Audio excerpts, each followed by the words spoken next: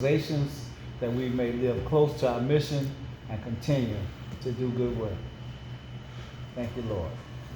Very good. He was prepared for that. They didn't I'm always ready.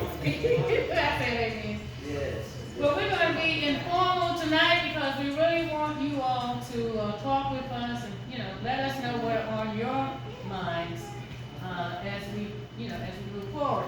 But one of the basic questions that we've had is why should we celebrate Jubilee? We are celebrating Jubilee, but why should we celebrate Jubilee?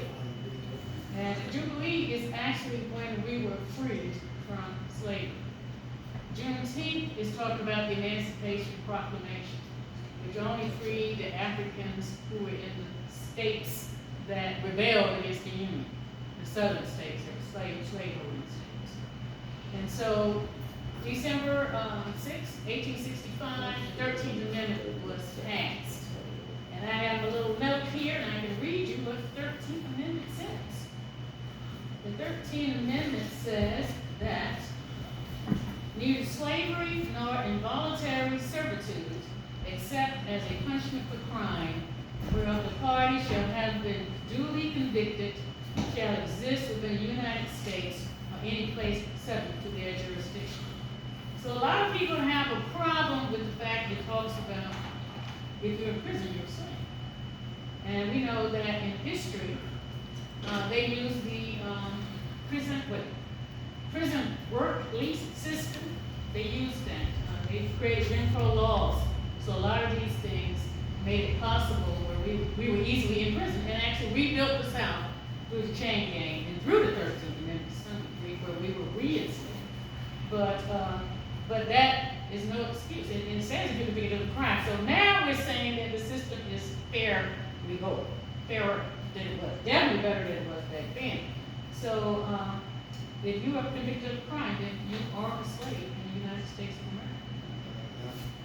And so another thing is, and I had been reading about the United States colored troops.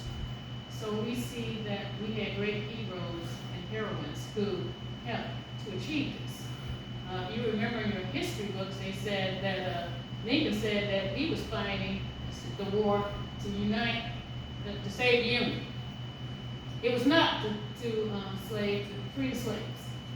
He said if he could save the Union without freeing the slaves, that's what he would do. But if he could save the Union and free the slaves, then that would be an option. But his primary concern was saving the Union without freeing the slaves.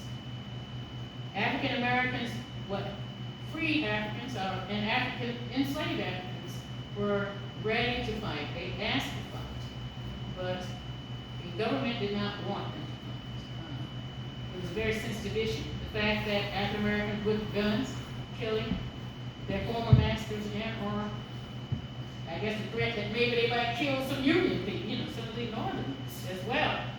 So we had to win their confidence. We had to win it, but as always, we know God has a plan. He's the best of planners.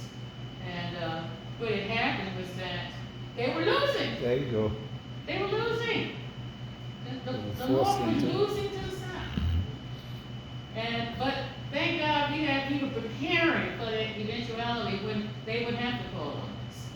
And I was listening to Harry Johnson on YouTube because he was the historian for the Civil War Museum. And he talks about 200,000 soldiers fought, African American men and women, the supply lines, spies, and soldiers.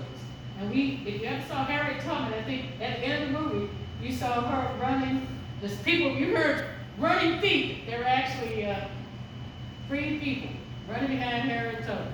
And a lot of them, when the war started and the Emancipation Proclamation was declared, a lot of them would go to the nearest Union lines, and they would either become soldiers, or they would become cooks or spies, and help with the fortification. So really, it was the Africans in the South, enslaved ones, that were keeping the Confederacy going because they needed them for labor.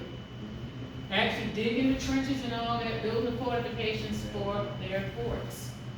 And so So when the Emancipation Proclamation was finally signed, and as I said, the Union was losing, so they needed help, and that was when it actually, the war became to free the slave. When the Emancipation Proclamation, the war was to free the slave at that point. And Harry Johnson said that when he was talking about the first place to be free, to enforce the Emancipation Proclamation. The first place to enforce the Emancipation, where it was enforced, was in Arkansas. And it was U.S. colored troops who were present there at that battle. And they proved their valor. I mean, they were sometimes, even if you saw glory, which Harry Johnson said was not true. Harry Johnson says it's not true because he said a lot of the troops had trained. They had been trained. He said they trained in Haiti and trained in Canada. So those freed Africans who knew, who we could see, who could read the signs, they knew that a house divided could not stand. And to some degree, we're looking at that house divided again in the 21st century. So we may have to watch out too and see what unfolds, because we saw January 6th last year. So they were prepared. I mean, we saw in Massachusetts, we had troops North Carolina, South Carolina, and they fought valiantly. We saw how those troops in glory, you know, they were going against a very highly fortified, I guess, base or whatever you call it, highly fortified. And you saw them die, and they were like, you know, just bore them down because they, you know, it was just impervious. But they did make it. The Africans continued to fight. One dropped the flag, the other would pick the flag up, and they kept going. They didn't stop. And when they got there, they did capture. They said that they did capture the fort. And so we can see just how we need to celebrate this, because we see how brave men and women put their lives on the line. And the thought in the back of their minds was also, if we don't get involved to fight for our freedom, if the South wins, if the Confederacy wins, we would have had apartheid up until like when in South Africa. If the South had won. So our people, not only in that fight, we saved the Union, won our freedom, and Harry Jones said that they were fighting in league with the U.S. Constitution.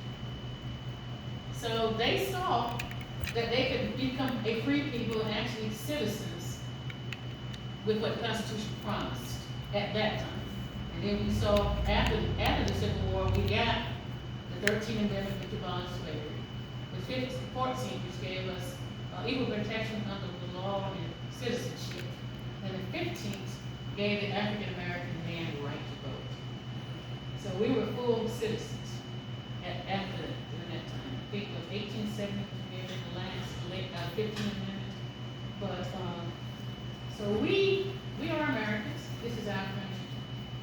Our ancestors have put in blood, work, through the labor of creating the wealth of this country, creating the country, through their toil as slaves, and then through their blood and sacrifices as soldiers, willing soldiers. And they had experienced the racism that we experience today, only worse, you know, because a lot of people still did not believe that they could do this. They didn't believe it. So I was going to read you something from the book here, but I don't want to take up too much time. But do you not think that we need to celebrate after our ancestors have done all this? And we have, in fact, how long have we neglected? How long? I mean, Juneteenth, as we said, but that is not our true freedom. That's not the true freedom. That's not our true freedom. But that's what they did. They did the switcheroo. So we don't really know that. That's not even in the history books. Yeah, and that's what we have to read. We have to read. We have to know, you know. And I remember reading a book about our ancestors after they were free. They said they would be reading under streetlights because they wanted to learn to read. And so we have to renew all of those positive qualities that we have as a people. The desire to know, to learn. And we saw what's the one we're talking about, Black Wall Street, you know. And Wilmington was very well known. These places were established after the Civil War. Wilmington was very well known as an African American community. And it was destroyed because of out of jealousy and envy that they were well off. They were doing very well. And then we saw the same thing. So we're hoping that Marvin can get the stature where we can do what our ancestors did in terms of building communities, building strong communities. And so I won't talk anymore, but I might find something to put with me later on. I can talk. But I'm going to let Deborah now talk. Give you all some. And we're going to have Q&As. We're going to have you ask questions. We don't want to be doing all the talking, okay? But welcome to Jubilee, okay? Celebration of freedom. Okay, thank you.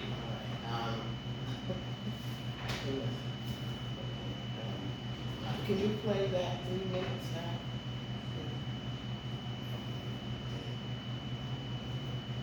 Bluetooth connected. Let's see, because it's embarrassing. How many of you are African Americans? How many of you know the African city and country from which your ancestors were born? Except my daughter. Not one hand. Not one hand. I asked this question to 500 whites. How many of you know the city and country I was teaching at a university, a white university, is outside America? Every hand went up.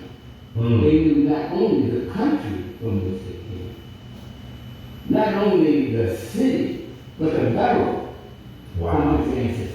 Now, how come they know and how do you know? Here's the reason. Here's the reason why I am different. The reason is that these South Carolina and North Carolina plantation owners went to Germany to find out how they could control our fathers and mothers on the plantation. But they were getting out of hand. They were burning the houses down, they were killing white folks. They were doing everything negative about being in captivity. They were never slaves. They were prisoners of war, the war of 1591. So what happened was they sought the advice of an expert in Songhai history. Now, his name was Johann Dunenbach, and he was the head of the Department of History at the University of Göttingen in Germany. Now, how many of you know that I really was taught this in college and everything, or in college folks? Well, when they sought his advice, they said, do they know that they're the Songhai people? So the plantation owners who travel over there to seek his advice said, well, of course they know that they come from the great Songhai Empire. Well, that's your problem. You can't let them know that they came from greatness, from grandeur, from beauty, from sophistication. You'll never be able to control them. So the plantation owner said, well, how can we prevent it? I mean, the mothers and the fathers would tell the children, say, you came from Timbuktu, and you came from the city of Johnny, and that's where we were born, and then the Europeans came over and invaded us in 1591 and marched us through the seas, through the waiting ship. You can't allow them to learn and teach that to their children. That's why you stop it. Here's how you do it. Here's why you come to know. That's it, right? Dunenbach said, what you do. That's it. My point is that when you don't know where you came from, it's hard to find a direction of where to go. And we don't know. We have North and South Carolina as strong states in American history. It's the grip. The North. I'm from the North. My mother's from Virginia. My father's from Alabama. But I don't know how it ended up here. God got me here. But North Carolina has strong history and independence, black independence. It took them years to beat us down to where we are now. Where y'all live in a town 1 square mile with more land and more property available to purchase. I did want to, but I don't have to because I can sum up another video. I was talking about this brother in Louisiana about the land purchasing. Bill Gates, they purchased all the land, purchasing all the farmland, and they're trying to seize farmland from farmers. But when you have a united community, it's hard to invade. And North Carolina has like a strong history of unity, being unified for a cause. So, you know, like when I look now, when I see that what else is going on in the country is bleeding into the old Southern culture now. It's being, everything is disappearing. Respect for elders, you know, passing down the baton on certain things like when your father was an electrician, your son was an electrician. You were a plumber, you passed it down, you passed the baton down, you taught the trade, you kept a pride in it, so the son wanted the baton. He wanted to pass that, to hold it and then pass it. And so my point is that I'm not used to speaking to a lot of people, okay? So that I wanted to also read something that it's in the mindset that we have here. I looked up the word black, all right? The definition of black, because mine, you know, the words shape our thoughts and thoughts shape matter. So we subliminally think that the word is a good word, oh, black power, black beautiful, and all of that. And we know inherently what the meaning of the word is. Here goes some definitions. Being a color that lacks hue and brightness and absorbs light without reflecting any of the rays composing it. So I'm talking about people. Like we're not even passing these batons down. We're not reflecting any lights. So I think we've been conditioned to do, you know, subliminally. It says, characterized by axes of light enveloped in darkness. The color at one extreme of the scale of grays, opposite to white, absorbing all light incident upon it. It says, then it says, to put, you know, then you have all the synonyms: dark, dusky, sooty, inky, sable, ebony, dirty, dingy, sad, depressing, somber, doleful, mournful, funeral, disastrous, calamitous, sinful, inhuman, fiendish, devilish, infernal, monstrous, atrocious, horrible, nefarious, treacherous, traitorous, villainous. This is, we all know, you understand? So this is one thing we got to stop letting other people define who we are. They label us, you know, we was slaves, Negroes, Negroes. We've been so many things, you know, and so I think we kind of like took the black, we're just black. No, we're not black in that, you know, the word is feeding our thinking. So I said all of that to say that we're living in a time where the negativity has been multiplied. You can see blacks killing blacks, and you know, it's not even a problem of the white man no more, because we've imploded. We are in on ourselves now. We're doing it to ourselves now. We're not even taking pride in each other. We don't network with each other. It's always a competition, competing. It's a competition. We can't get together and, you know, network, build something real. The pyramids already were built. They built those already. But can we build a community? Can we build a different kind of thinking, a different, you know, face a different direction? We have to come together to do that. No man is an island.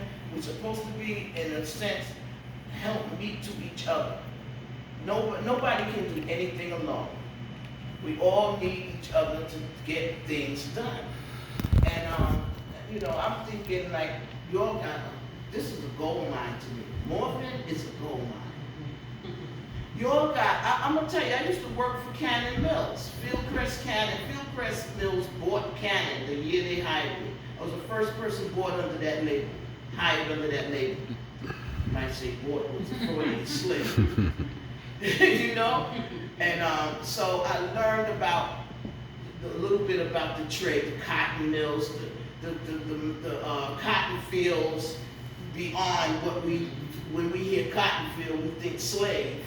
We don't think trade. We don't think build the money. We could build up.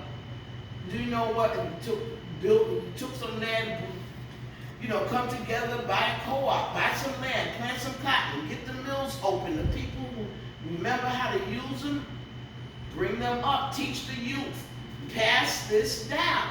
Because textiles is like one of the top things on the trading list. You got textiles, you got minerals, you got spices, but textiles, you need everybody buys it. And I mean, Morgan could become a city that is known for this or known for that. If the women that that know how to use the looms and the weaving and stuff, and they pass that down, and our children gonna tweak it somehow. They're gonna bring it up to date. They're gonna do something. And we have to give this to them. We have to start snatching our children up. Because somebody that shot somebody got a mama and got a father.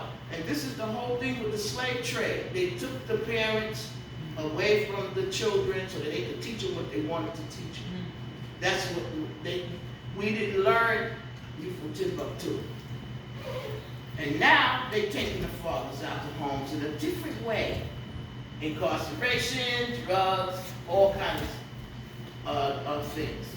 You know, less pride, no pride in self, no pride in nothing. You know, so I think that Jubilee should, from now on, because we haven't been doing anything for this country, and we all somewhere else, you know, but it could start, this mustard seed could start something. It's not, you know, it doesn't have to stop here. Everybody needs to come together. I know this is crazy, but I believe in ignoring all the rappers. I really do. Because they are seeding this evil into our children through the music and through the lyrics.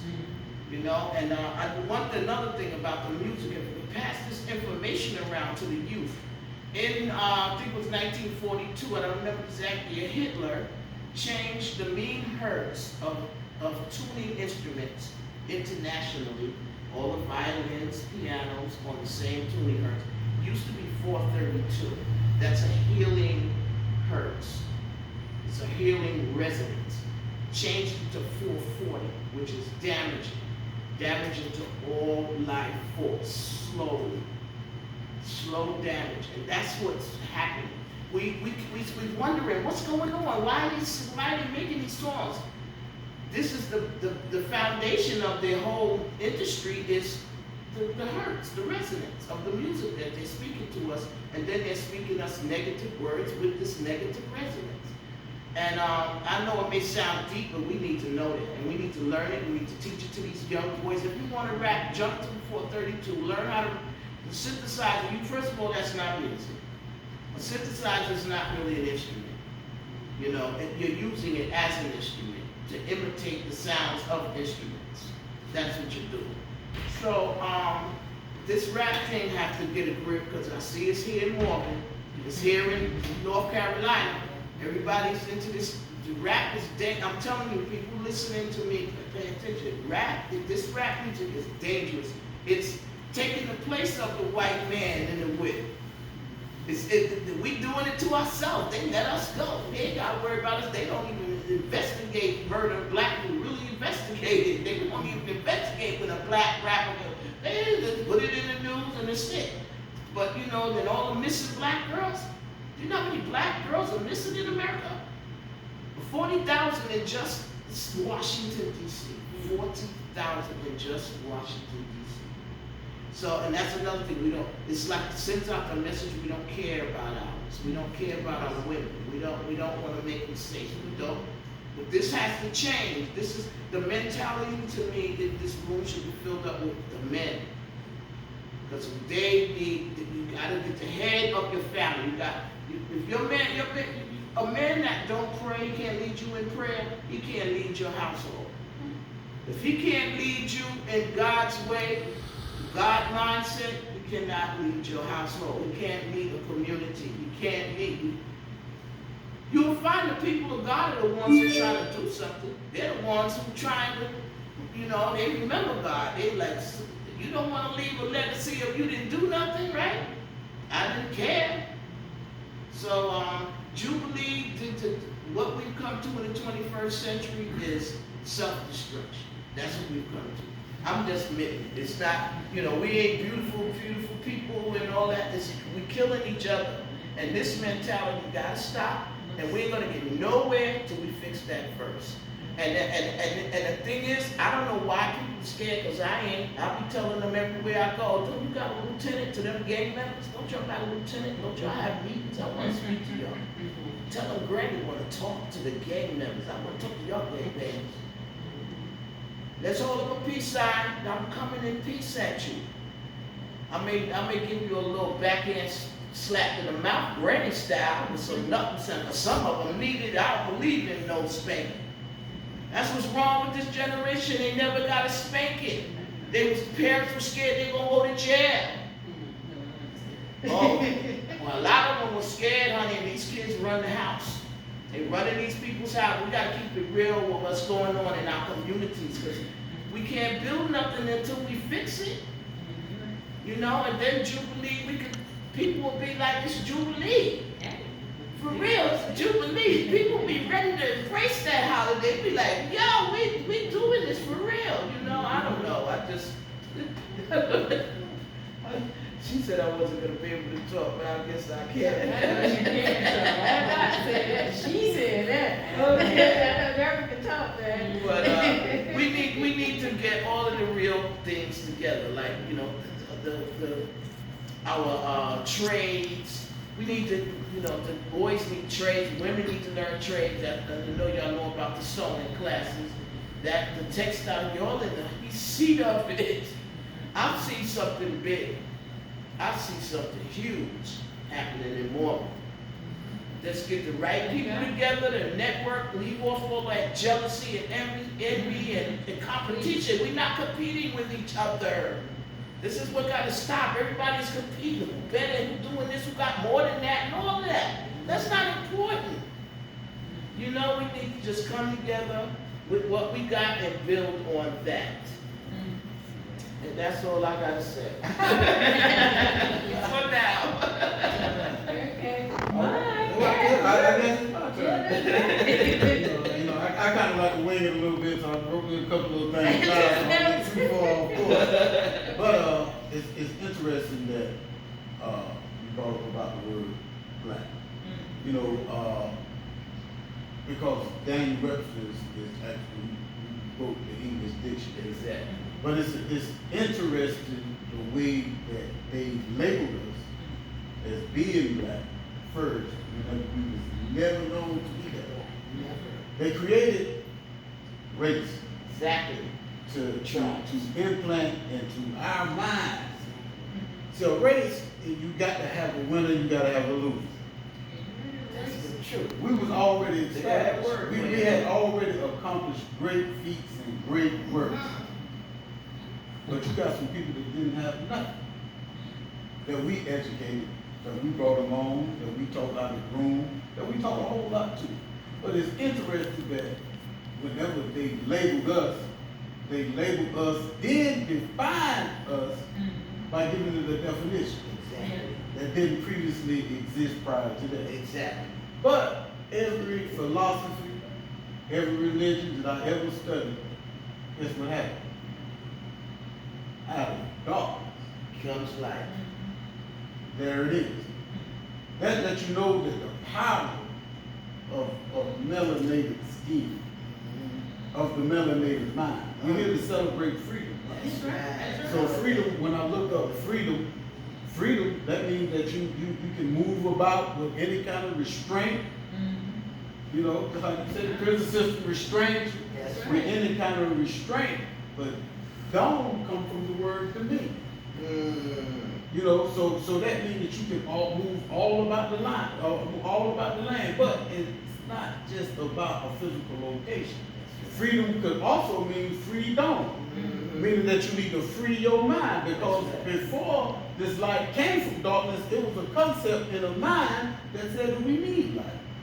So the all is mind. Everything that ever exists comes from your mindset. You know what I'm saying? And it takes a proper mindset in order to re-establish what we call a community. Or you can call it community. Right. You know what I'm saying? Right. So if you look the word community up, community is common unity. You know what I mean? Common unity. So I used to say identification. Identification is actually the very first step in establishing a community. You need to know who you are, where you come from. Nobody can define you but you, as an individual and as a community. Nobody can do that. You see what I'm saying? Nobody can do that.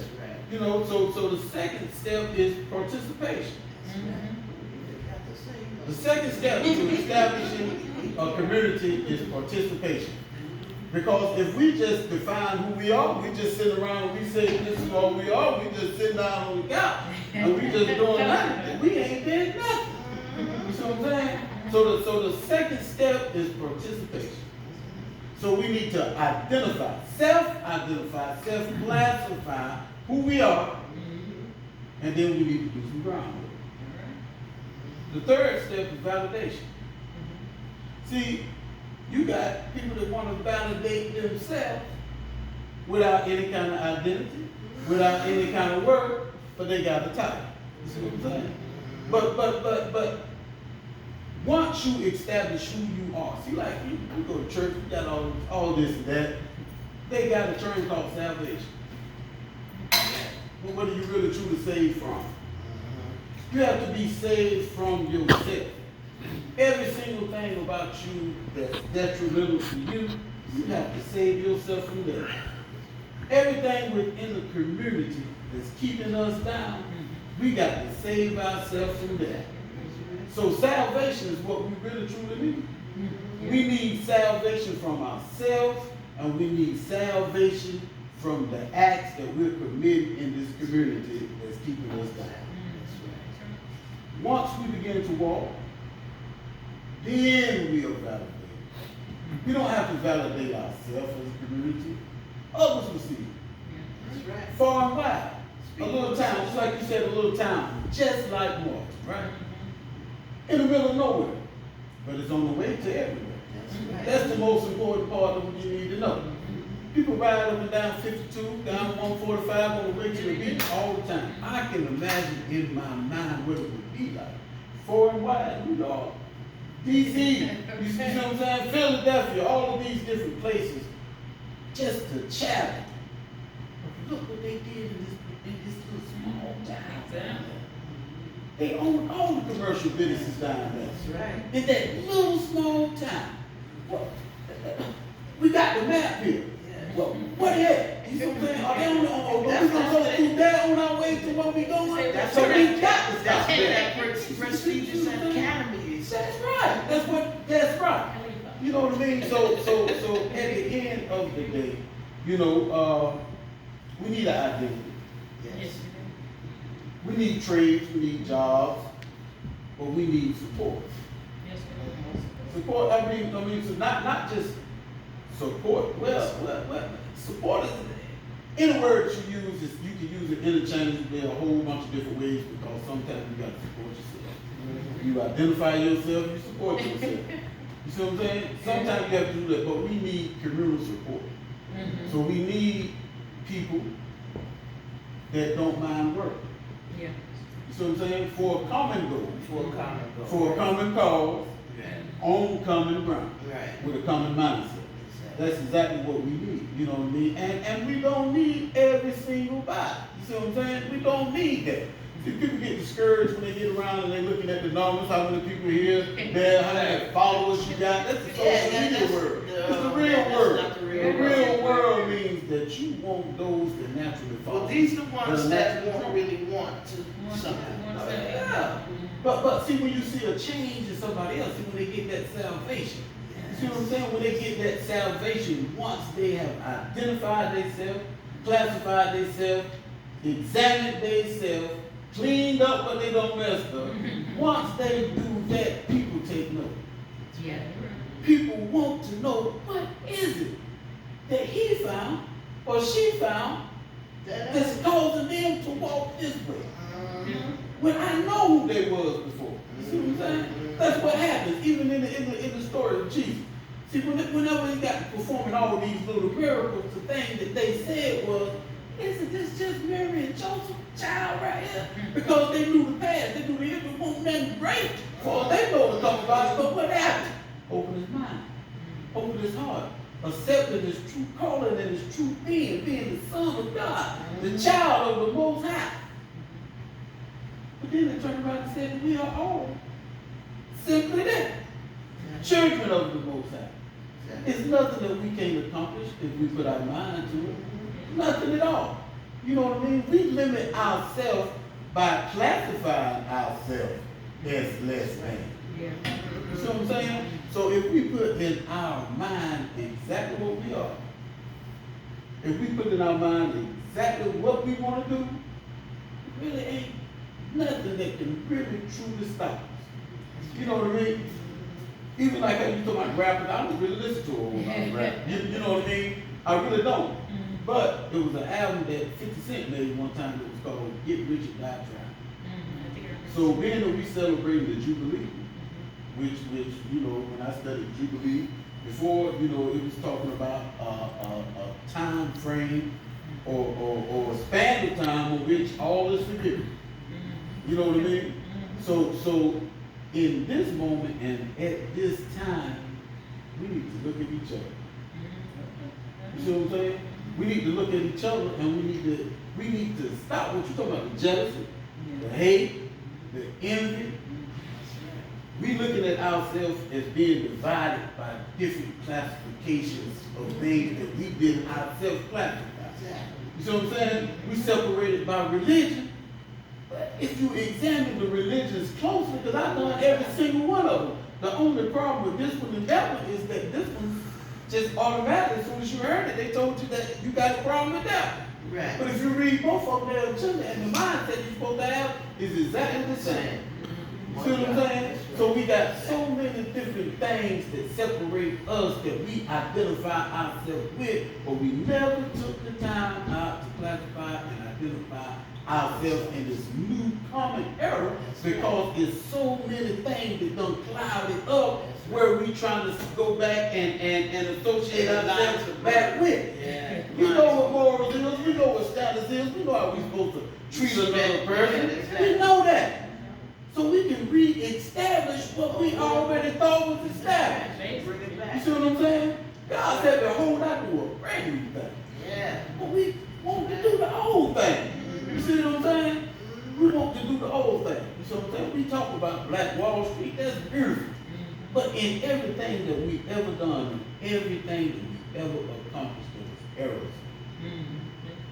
We have to understand where we at. We only study history to figure out where we messed up so we can figure out once we do it again, how we don't take those exact same steps.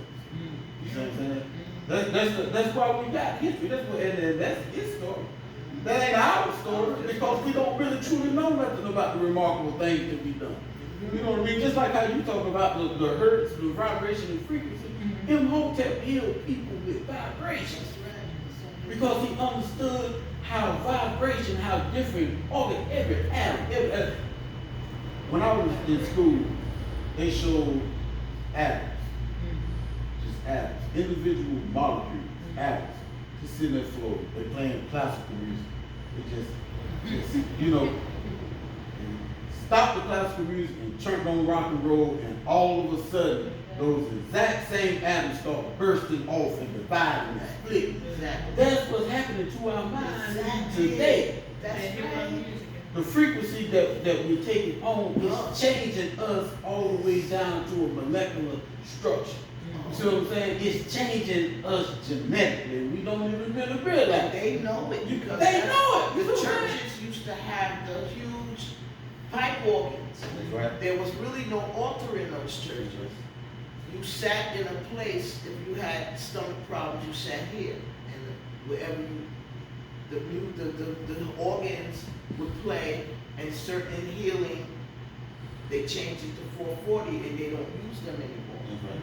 Because they could literally kill people with those pipe organs. I find it kind of strange, you know, and once I get into this little zone, I just let it all go. But I find it kind of strange that every distributor, meaning that you can have your own record label, you can have all of that, but they are still the ones that put it on wax, so to speak, and mass produce it, right? Every producer, you make it, but whenever you distribute it, that means you put it out to the public. Yeah. They the ones that pay every record label it is, because they the only ones that got the means to create it on the mass scale for the public, right? No distributor, that's why, will ever endorse a white artist unless they appeal to melanated people that call his women bitches or hoes or talk about killing each other. That's right. Not a single one. They'll blackball them from the industry and they'll never be the song. That's right. But us being black people, if we talk about how much we gonna want to kill each other, you see what I'm saying? Or how we want to have sex and then throw you away, you see what I'm saying? Then they looking at us like, oh my God, you're just what I've been looking for. Matter of fact, you don't even work for us, you work for yourself. We're gonna give you your own record label. You know what I mean? We're gonna give you your own record label, and if you got any more friends, guess what? Bring them. Bring them along too. I hope they think just like you. That's right. You see what I'm saying? That's true. Because they can keep the dust off the hoods over there. That's right. You see what I'm saying? They can keep the dust on the hoods because of what you say. That's As right. long as